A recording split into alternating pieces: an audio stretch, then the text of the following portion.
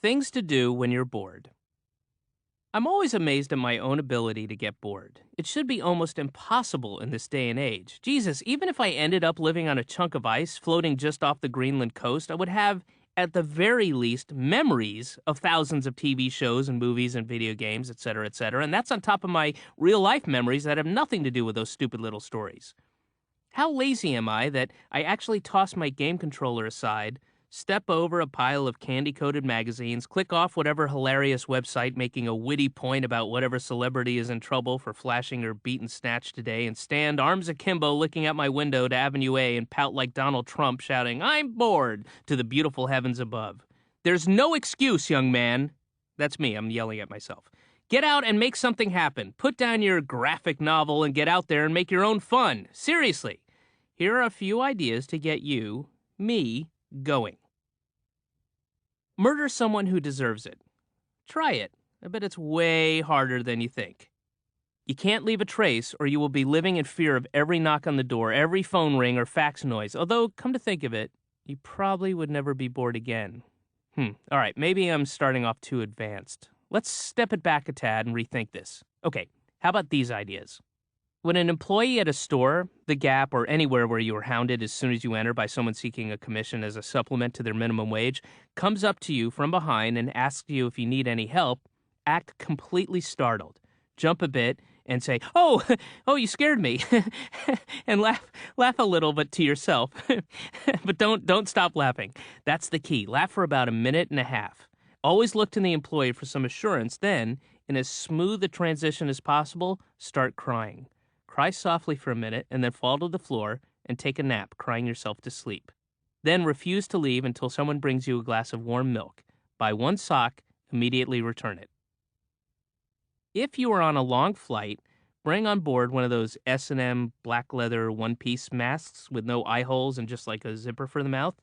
Wear it, and when someone inevitably complains, while you've got it on, explain that it's your sleep mask and you would appreciate not being disturbed.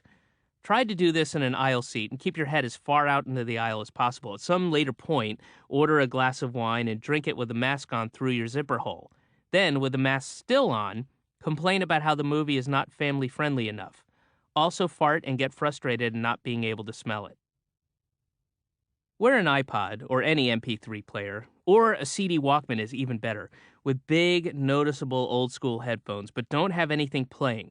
Walk into a shoe store, or again, any store where you are annoyingly followed all around the store by an employee, and slightly bop your head to the music and hum a little, and then every once in a while sing something about getting shoes or shoe store. And when the employee starts to strategically align him or herself so that they can ask you if you need any help, pretend you don't see them and try to get them to follow you through as much of the store as possible, but always be enjoying your, quote, music, unquote.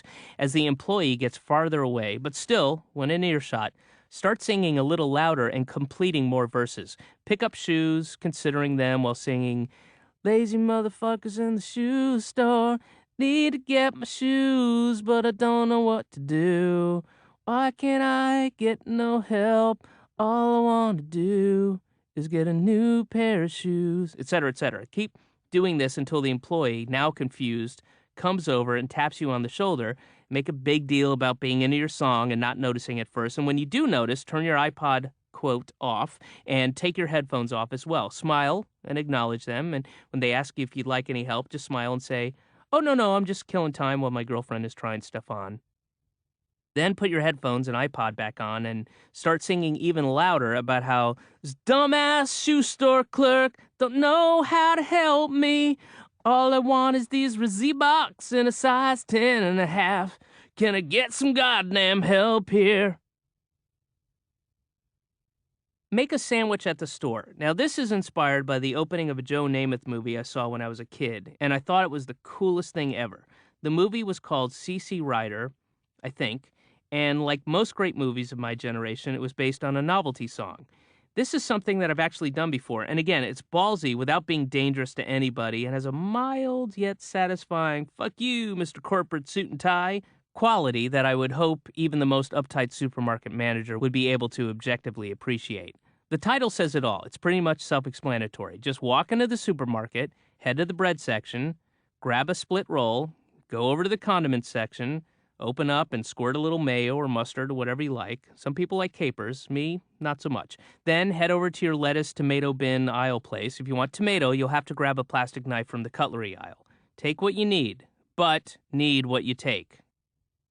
When attending a Major League Baseball game at any park where they sing YMCA during the break where the grounds crew comes on and tidies up the playing surface, I know they do this in at least Yankee Stadium as well as Ted Turner Field. Turn to the people in your section and with a big smile, shout out about how this song celebrates anonymous gay sex. That's what you're singing about right now. Do you know why it's fun to stay at the YMCA? It's because gay men can anonymously engage in anal and oral sodomy. That's what makes it so fun to stay at the YMCA. Then, mention how you're going to go to the men's room, into the third stall from the left, the one with the smooth hole at about cock level, and you will be masturbating if anyone would like to recreate a fun YMCA moment. But sternly point to a young boy and say, "Not him, though. He's too young." Next time, and every time, you are in a hotel, motel, Holiday Inn, say what? Take the Bible and inscribe "Best wishes," and then put your name there. Then make notes randomly throughout the book, circling passages and writing things like, "What the fuck? Is this for reals? Bullshit," etc., etc.